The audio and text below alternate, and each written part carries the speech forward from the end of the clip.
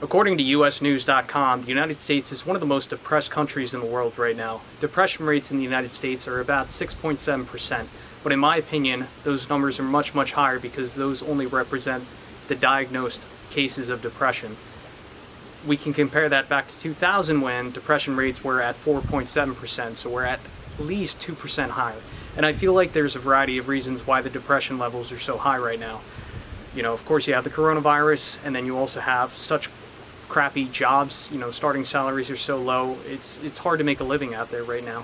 But I feel like the main reason why we have such high levels of depression in the country right now is because of social media. Now, over the past couple years, I've been battling with myself whether I should remove myself from social media or whether I should stay on social media. And over the past month, I've completely removed myself from almost all forms of social media. I've removed myself from Facebook, permanently deleted that account. I deleted my Instagram account, deleted Snapchat, was never on Twitter, off all that, with the exception of YouTube. And I do like YouTube, and I'll talk a little bit more about why I've chosen to stay on YouTube and why I like YouTube better compared to other forms of social media. I've been thinking a lot about this video, and I made a small list of key points that I want to hit throughout this video. So where to begin? About a month and a half ago I had surgery on my arm, and it's forced me to stay inside and kind of lay low and relax. And what do? Well, wake up in the morning, pull out your phone, and what's the first thing I do? I go on Snapchat, see what everybody else is doing. I'll go on Instagram, see what's out there, and next thing you know, the artificial intelligence of these social media platforms is so phenomenal that they've sucked me into these social media platforms, and I'll be there for hours and hours and hours. You know, I wake up at 7 a.m. and next thing you know, it's 12 o'clock, and oh my God, where did the day go? Where did these past 5 hours go? My brain was just rotting away, just so focused on everything that I see and I'm stimulated by on these social media platforms. And honestly, it's just disgusting. So for me, item number one is it's just a huge waste of time. And it's not even educational, right? Like when I go on Snapchat, or when I did go on Snapchat and when I went on Instagram, I wasn't learning anything for the most part. Like every now and then I'd see a cool construction video, but you know, 98% of the time it'd just be nonsense, a bunch of foolish reels, and just a tremendous waste of time. Next main point that I want to cover here is when we're on these social media platforms, we're always subconsciously comparing ourselves to other people, and that is not good, because generally when people post on social media, they're posting highlights of their life, right? Like, my child just graduated college. Look at this beautiful vacation I'm having. Look how happy we are as a couple. Look at this new thing. Look at this new car that I bought. Look how well I'm doing in life. And subconsciously, whether you realize it or not, you're comparing yourself to what they are posting. And it really creates this false sense of reality, because it doesn't display, you know, the negative aspects of that person's life. I don't know if you guys are following the case of Gabby Petito, which she was a van YouTuber, like just starting out, and her boyfriend decided to go across the country, and they did their first video, and they looked really happy, looked picture perfect like you'd expect, right? Well, she was murdered. It's considered a homicide at this point.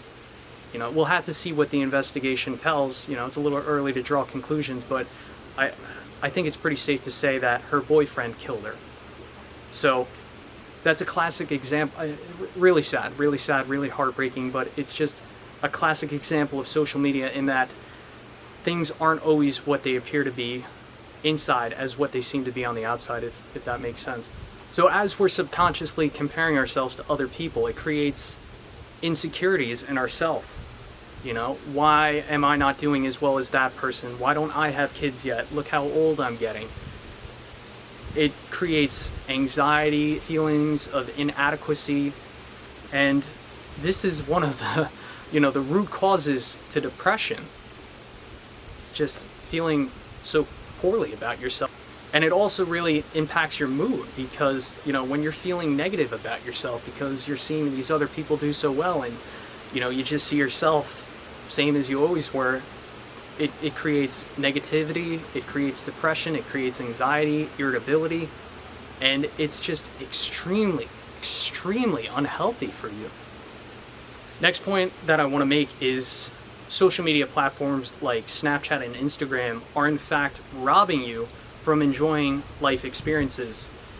When I was a kid, back in the 90s, after school I'd hop on my bike, roll down the street to my friend Jessica Lena's house. We'd play baseball, we'd play catch, sometimes we'd hang out with the other boys, we'd go play football in downtown or something like that. And those honestly were some of the best memories of my life because we were young, we were innocent, we weren't concerned about what was going on in the world.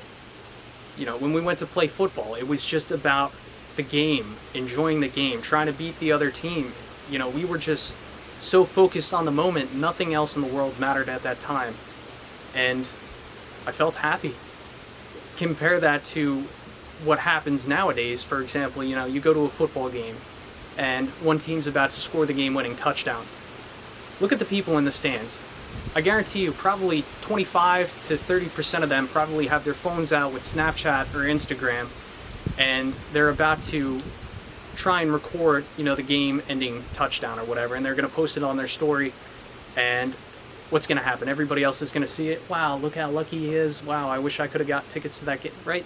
Like the other people kind of feel shitty that they weren't there. But what I'm getting at is you in the stands recording with your phone the game-ending touchdown as opposed to enjoying the game and witnessing what's happening to that game.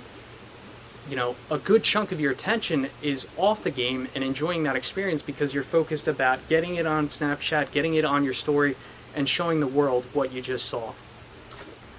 If you go back through some of my video archives, you'll see that I recorded a Charlie Daniels concert a while back, and Charlie Daniels is dead now, and I kick myself in the butt probably every day that I think about that video because I wish I wasn't recording. I wish I was just there enjoying the concert. You know, of course I have the video to go back and reminisce on, which I think is also unhealthy, and we'll talk about that a little bit further on in this video, but I really wish that I just enjoyed it as opposed to recording it. So that's food for thought. I really think that these platforms really rob your life from enjoying some wonderful experiences. Alright, next thing I want to talk about, of course, is purely my opinion. If you disagree with me, please let me know in the comments section down below and we could have a very healthy debate about it. That's another thing we've really gotten away from, especially this younger generation, is the ability to have a healthy debate with one another. That's something we really need to be teaching in schools and get back into. We need to have the ability to talk to one another. Communication is critical. But the next thing that I want to talk about, one of the huge damaging points of social media is platforms like Facebook and Snapchat that constantly bring up the past. Which Snapchat, you know, is kind of like Facebook in that when you have a memory that was 1 year ago, 2 years ago, 4 years ago, it'll remind you that 1 or 5 or 6 years ago, you had that one specific memory on that day. And they kind of shove it in your face. Like on Snapchat, I think a little red icon comes up, you know, when you have a memory that's a couple years old or 1 year old. And on Facebook, every time I personally went on Facebook, I get this little icon, you click it, say on this day memories, and you'd go back in time, which is cool, but I think it's much more damaging than it is constructive. You'd see a lot of, or well, personally I saw a lot of good memories, but I also saw a lot of painful, really painful memories. Ex-girlfriends, really bad breakups, tough situations that I went through in life, and it just kind of had me continuously reminiscing on the past, and I was dwelling on the past because of this, and just extremely unhealthy. You know, these are huge stepping stones in life that I've been through and I've gotten through, and just having them constantly brought up and having them brought right to my face, it's painful. It's a little bit empowering, of course, because, you know, I've gotten through that. You know, it's made me a better person, but it's also extremely painful to look at those things. My personal opinion is it's not good to think about the past, whether it be happy memories, sad memories. Yes, the past does help to shape who we become, but it's really unhealthy, in my opinion, to dwell on the past. You know, speaking in terms of today, the past doesn't matter to me. You know, whatever happened, happened. I just want to focus on today and how I can make tomorrow better. So how old do you have to have a Snapchat or Instagram? Well, it turns out you only have to be 13 years old, which by law, you are still a child. You're still a child until you're either age 16 or 17, I believe, or maybe even 18, depending on what state you live in. But at age 13, you're still a child.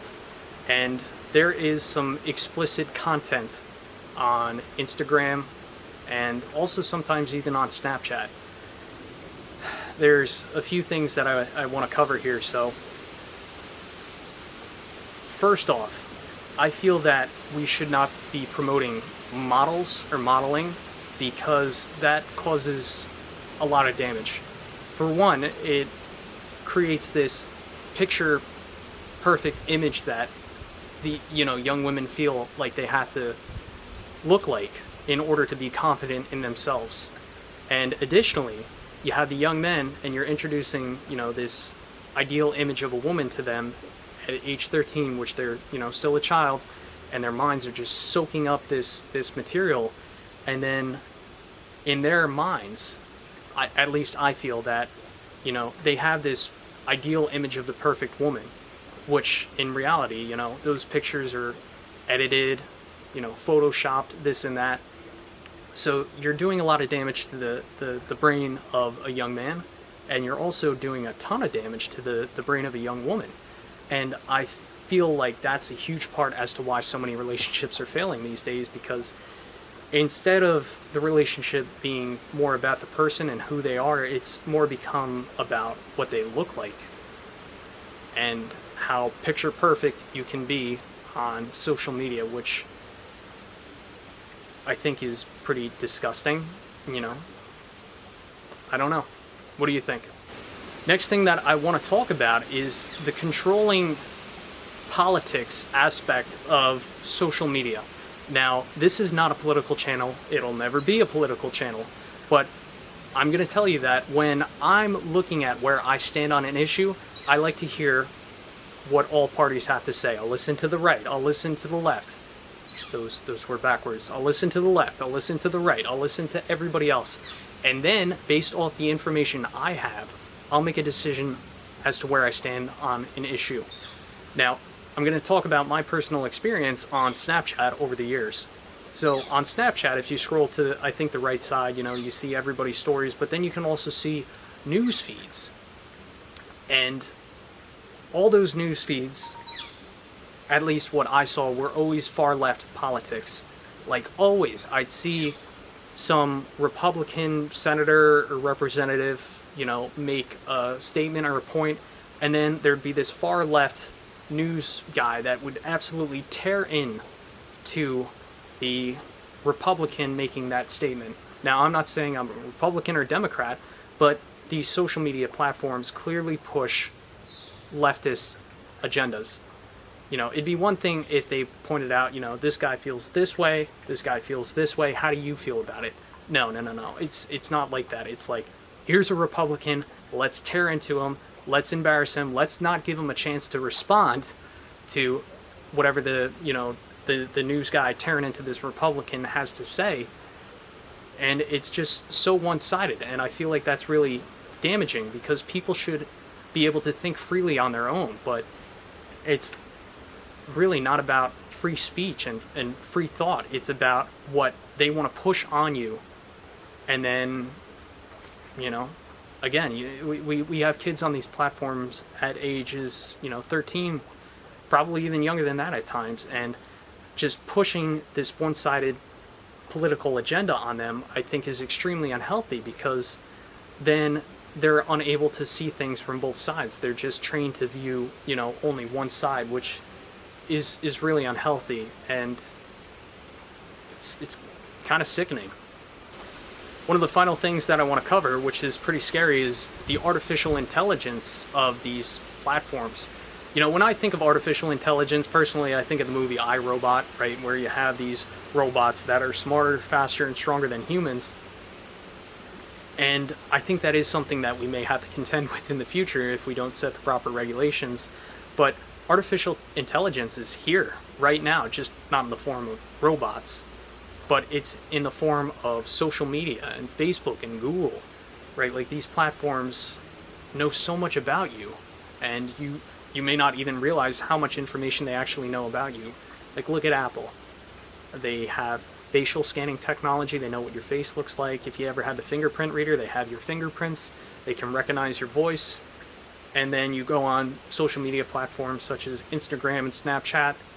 Trust me, there's a computer out there that's tracking you, and they're looking at exactly what you do. They're looking at what you click on. They're looking at the interests that you're into. And when you get kind of bored, or have gone through all the feeds that you normally go through, it's going to suggest something that it thinks you are going to be interested in. And YouTube's guilty of this as well, and I'm guilty of falling into that trap. But it's just something to think about. These platforms are just getting too intelligent for their own good, quite honestly, and it's scary. It's definitely scary. So that's my spiel.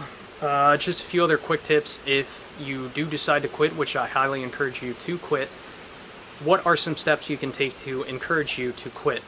Well, you have a couple options. If you have the self-control, just delete the apps. Go on Facebook and permanently delete your account, or you can even temporarily delete your account. It's up to you. I decided to permanently delete it because I don't want to be thinking about the past or what's going on the world of Facebook. But something that I've struggled a little bit with has actually been Instagram, because I deleted the app, but I was able to go on Safari and type in Instagram, and it's just kind of like a habit that I have. When I get bored, open up Safari, type I, and instantly Instagram pops up, which I have struggled with that in the past. But what I've done in order to further prevent myself from going on Instagram through Safari is I've created a block. So I went into my phone, went into the the parental settings, and I actually put a block on the website of Instagram. And if you're that tempted to download, Snapchat and Instagram, you can also block those apps from your phone. If you want to get even crazier, you could have somebody else create a password and really make it so that you can't get into those applications. But for me, just setting a Safari block to prevent my mind from automatically going to Instagram has been helping. And over the past week, there's probably been 3 or 4 times where I sit down on the couch or something, and it's just instinctual that I open up Safari and hit Instagram, and website's blocked. And what am I doing here? It's crazy how it's like instilled in my head, and I'm really happy that I'm actually starting to get away from it.